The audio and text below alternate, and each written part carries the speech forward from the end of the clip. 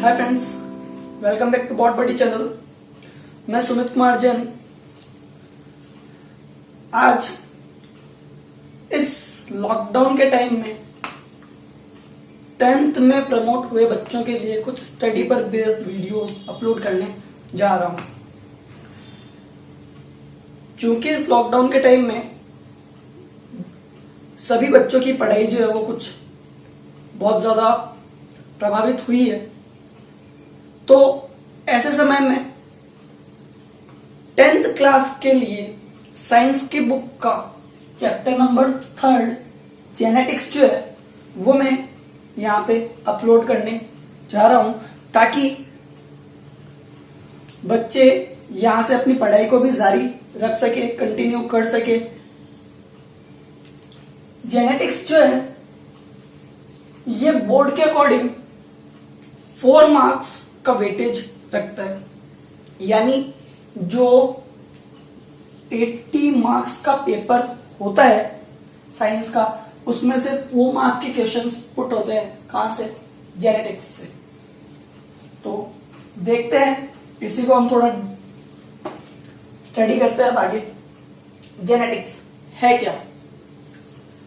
देखो, ये जेनेटिक्स जो वर्ड है वो एक ग्रीक वर्ड जीन से मिलकर बना हुआ है। वो एक ग्रीक वर्ड जीन से मिलकर के बना हुआ है। इस जीन का मीनिंग क्या है? मीनिंग क्या है? जीन का मीनिंग है factor which controls one kind of character of a living body।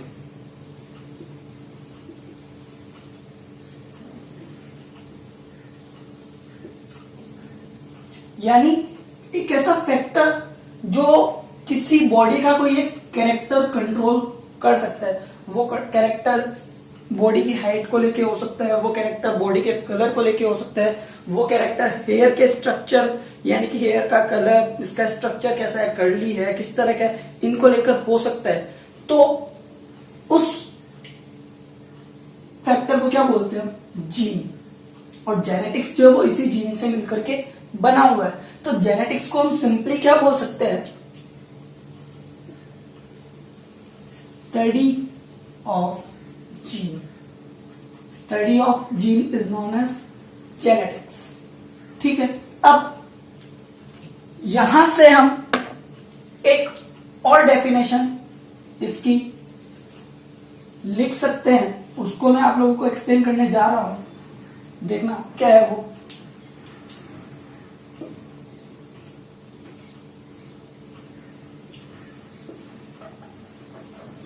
The branch of science which deals with the study of hereditary characters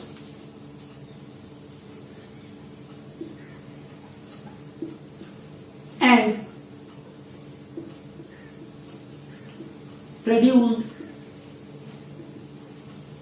variations is known as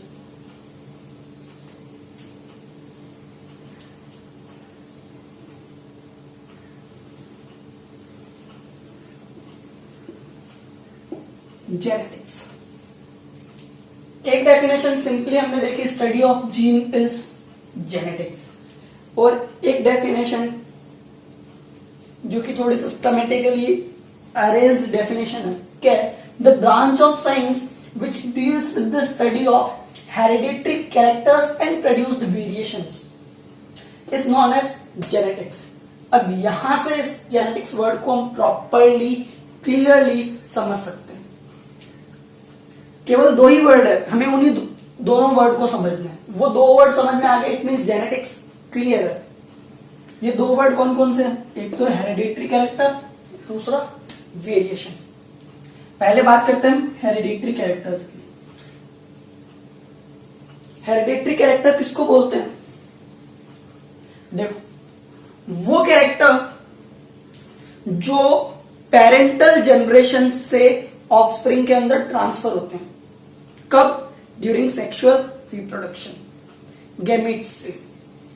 वो character जो parental generation से offspring के अंदर sexual reproduction के दौरान gametes से transfer हो रहे हैं, उन कैरेक्टर्स को हम क्या बोलते हैं? हेरिडिटरी कैरेक्टर्स, जिनकी वजह से ऑफस्प्रिंग के अंदर या नई संतान के अंदर अपनी पेरेंटल जनरेशन के रेस्पेक्ट में बहुत ज्यादा बदलाव, बहुत ज्यादा परिवर्तन, बहुत ज्यादा चेंजेस आ जाते हैं।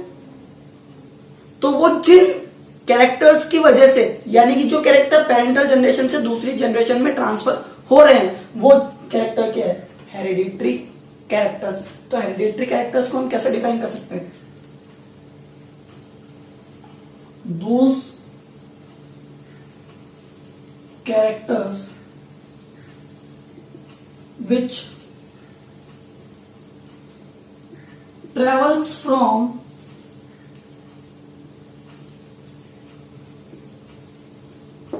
parental generation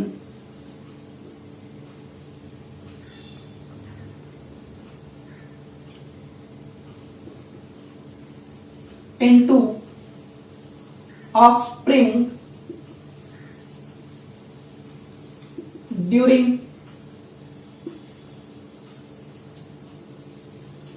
sexual reproduction by gametes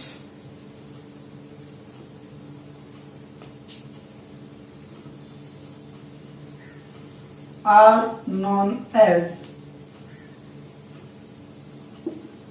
hereditary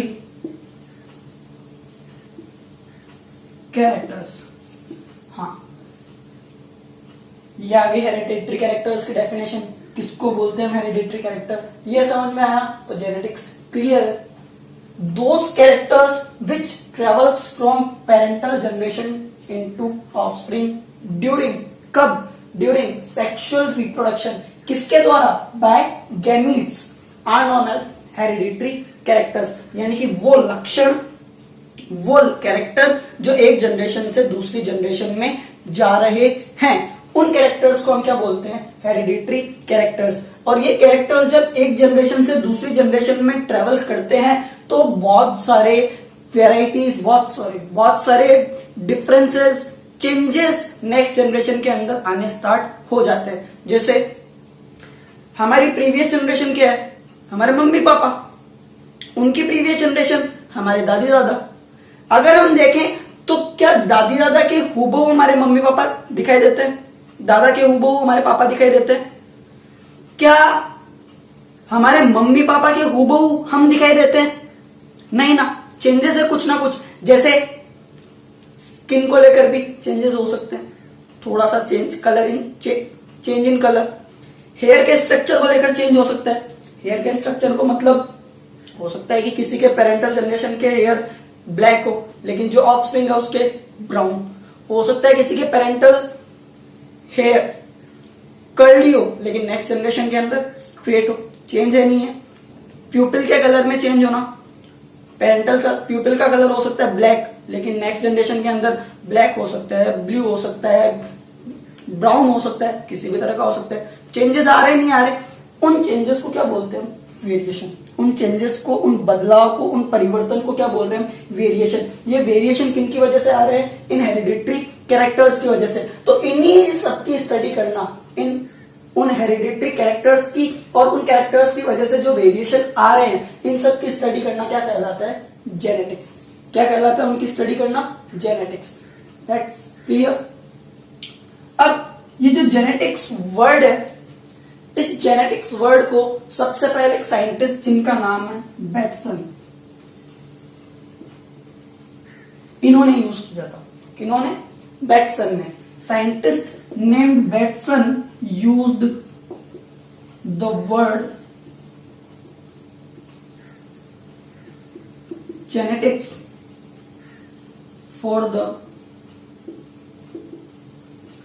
first time कब? in 1905 1905 के अंदर सबसे पहले बैटसन नाम के साइंटिस्ट ने क्या किया था, इस जेनेटिक्स वर्ड को यूज में लिया था। अब हमने अभी कहा कि पेरेंटल जनरेशन से नेक्स्ट जनरेशन के अंदर कैरेक्टर्स का फ्लो वेरिएशंस प्रोड्यूस करता है। तो एक जनरेशन से दूसरी जनरेशन में कैरेक्टर्स का फ्लो होना क्या कहलाता है फिर, यानी कि दादी दादा से हमारे पापा के अंदर कैरेक्टर्स का आना, फिर हमारे मम्मी पापा से हमारे अंदर कैरेक्टर्स का आना, ये कैरेक्टर्स का फ्लो होना क्या कहलाता है, उसको हम क्या बोलते हैं, हेरिडिटी। क्या बोलते हैं उसको हम, हेरिडिटी, यानी कि flow of character from one generation to another क्या कहलाता है, हेरिडिटी।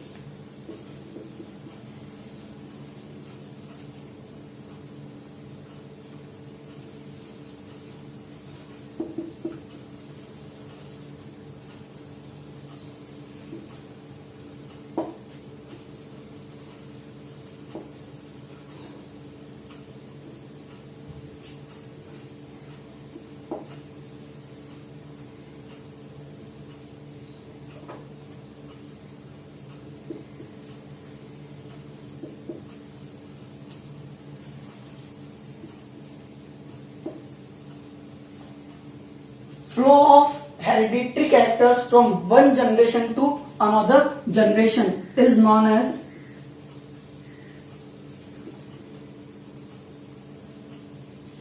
heredity, या इसको हिंदी में कहा जाता है वंशागत। वंशधन आगत, एक जनरेशन से दूसरी जनरेशन के अंदर फ्लो होना, किनका, हेरिडिटरी कैरेक्टर्स का क्या कहलाता है, वंशागति, वंशागत या हेरिडिटी। इस हेरिडिटी वर्ड को सबसे पहले एक साइंटिस्ट आए थे जिनका नाम है Spencer. A scientist named Spencer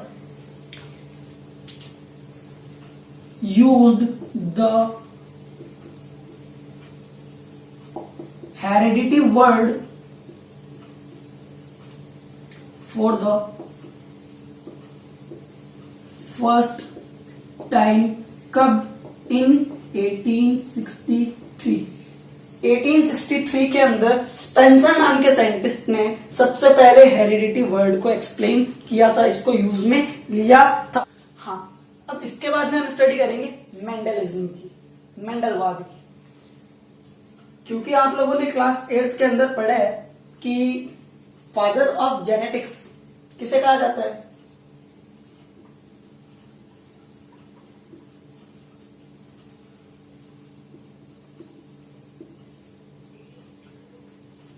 Gregor John Mendel को।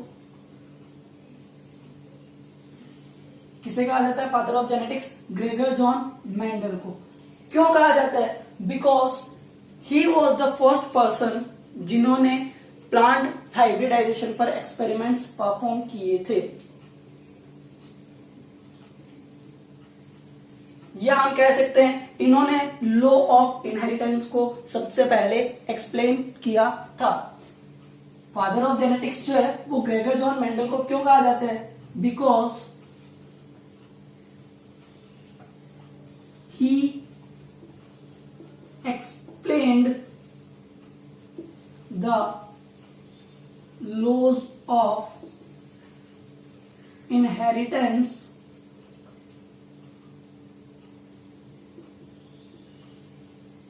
For the first time. क्योंकि इन्होंने क्या किया था, लॉज ऑफ इनहेरिटेंस को सबसे पहली बार समझाया था। आपने 8th क्लास में पढ़ा ना, laws of inheritance, 3 laws of inheritance, law of dominance, law of segregation, law of independent assortment, उनको इन्होंने सबसे पहले एक्सप्लेन किया था। इसीलिए ग्रेगर जॉन मेंडल को क्या कहा जाता है, फादर ऑफ जेनेटिक्स। यहां पर हम मेंडल की जीवनी, उनकी लाइफ हिस्ट्री के बारे में स्टडी करेंगे शॉर्ट के अंदर। देखते हैं, सबसे पहले हम बात करते हैं इनकी डीओबी, डेट ऑफ बर्थ, कब इनका बर्थ हुआ था, कहां पे हुआ था, कौन सी जगह पे, डीओबी डेट ऑफ बर्थ 22 जुलाई 1822 को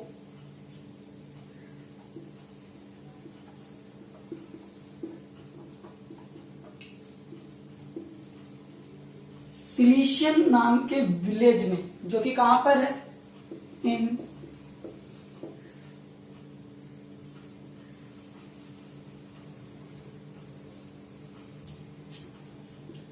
हेजेंडॉर्फ स्टेट के अंदर, जो कि कहां पर है, इन ऑस्ट्रिया, ऑस्ट्रिया नाम की कंट्री में। इनका बर्थ कब हुआ था, 22 जुलाई 1822 को। कहां पर, सिलिशियन नाम के विलेज में, जो कि कहां पर आता है, हेजेंडॉर्फ स्टेट, कौन सी कंट्री में, ऑस्ट्रिया के अंदर। इसी सिलिशियन विलेज में रहते हुए इन्होंने ईयर 1842 के अंदर, कब, ईयर 1842 में अचीव की थी या गेन की थी क्या, डिग्री, किसके अंदर, फिलॉसफी में।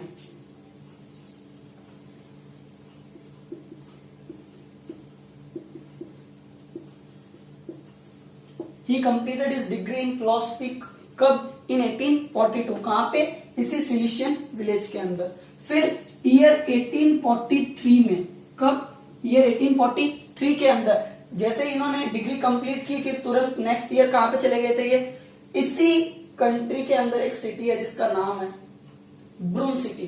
कहां पे, ब्रून सिटी। उस ब्रून सिटी के अंदर ये क्या चले गए, कब, 1843 में, जहां पर एक चर्च जिसका नाम है सेंट अगस्टीनियन चर्च, जिसका क्या नाम है, सेंट अगस्टीनियन चर्च। उस सेंट अगस्टीनियन चर्च के अंदर पादरी बनकर रहे।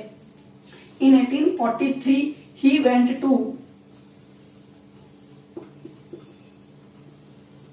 ब्रून city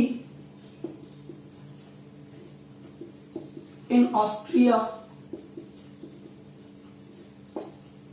where he became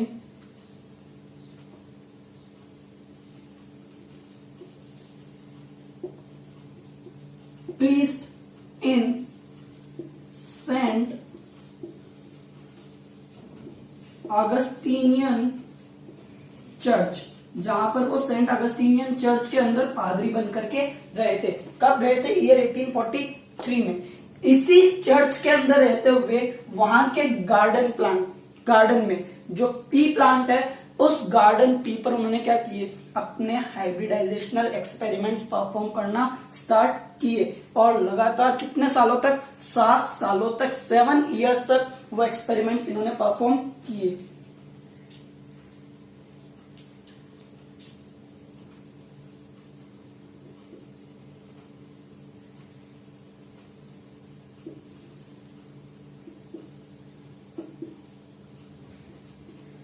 in the garden of this church, इस चर्च के गार्डन में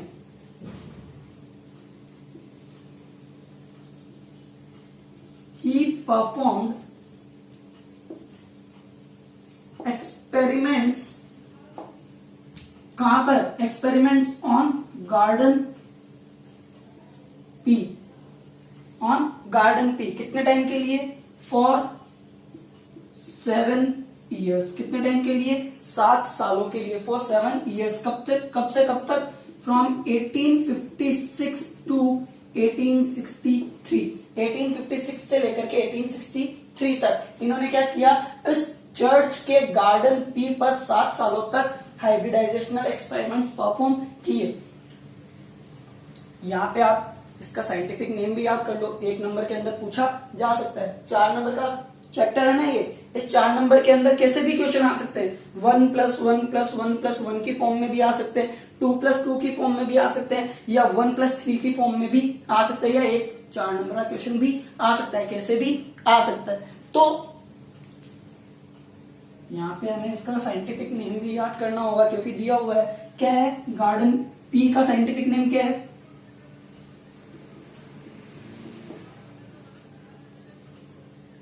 पाइसम सैटाइवम। क्या है इसका साइंटिफिक नेम, पाइसम सैटाइवम। इस पी प्लांट पर इन्होंने क्या किया था, 7 सालों तक हाइब्रिडाइजेशनल एक्सपेरिमेंट्स परफॉर्म किए थे।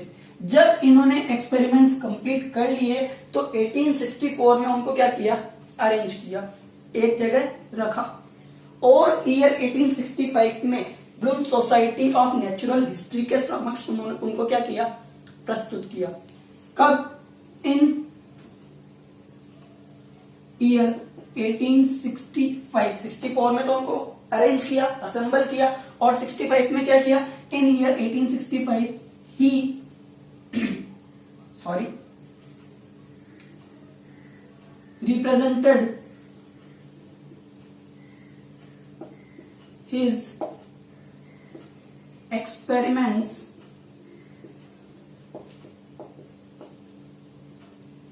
in front of, वहां की एक बहुत ही जानी मानी सोसाइटी जिसका नाम क्या है, in front of ब्रून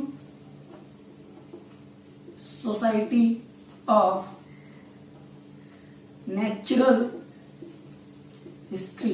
ब्रून society of natural history के समक्ष उन्होंने क्या किया था, उन एक्सपेरिमेंट्स को रिप्रेजेंट किया था। क्यों? क्योंकि अगर हम कोई नई खोज करते हैं या कोई एक्सपेरिमेंट करते हैं तो उसको डायरेक्टली तो मार्केट के अंदर लॉन्च नहीं कर देंगे ना, उनको पहले वहां की गवर्नमेंट को या वहां की किसी बड़ी संस्था के सामने उनको रखेंगे, वो उसको चेक करेगी कि हाँ ये सही है या नहीं है, किसी तरह की इसमें कोई एरर तो नहीं है। अगर एरर हुआ तो एक्सपेरिमेंट तो फिर सही नहीं है, तो ऐसे ही तो उसको मार्केट में आने नहीं दिया जाएगा। तो क्या किया जाता है, उसको चेक किया जाता है। तो उसी लिए चेक करवाने के लिए इन्होंने क्या किया था, अपने उस एक्सपेरिमेंट को इस सोसाइटी के समक्ष प्रस्तुत किया था।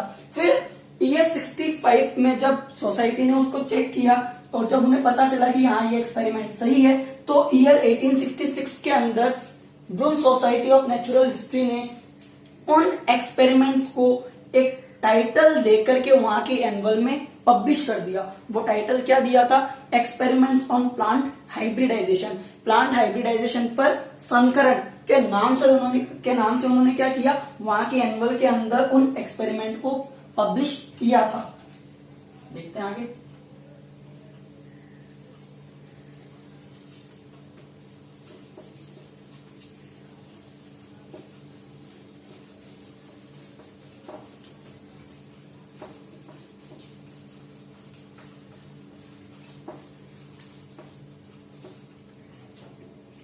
कब? इन ईयर 1866 सोसाइटी, कौन सी society, Brunn society of natural history, society published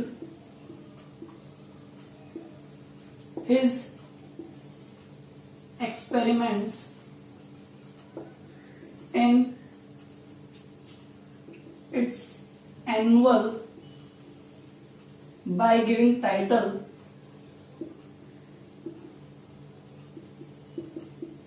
क्या टाइटल दिया था, एक्सपेरिमेंट्स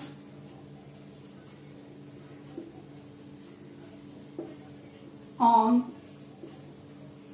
प्लांट हाइब्रिडाइजेशन। इस टाइटल के साथ में उस सोसाइटी ने वहां की एनुअल में क्या किया था, इसको पब्लिश किया था। किस टाइटल के साथ, एक्सपेरिमेंट ऑन प्लांट हाइब्रिडाइजेशन। और इसी एक्सपेरिमेंट के रिजल्ट्स के बेसिस पर मेंडल ने क्या, उन लॉज ऑफ इनहेरिटेंस को एक्सप्लेन किया है। जो कि लॉज ऑफ इनहेरिटेंस कौन कौन से थे, स्टार्टिंग में मैंने आप लोगों को बताया था, law of dominance, law of segregation, law of independent assortment. On the basis of results of these experiments, Mendel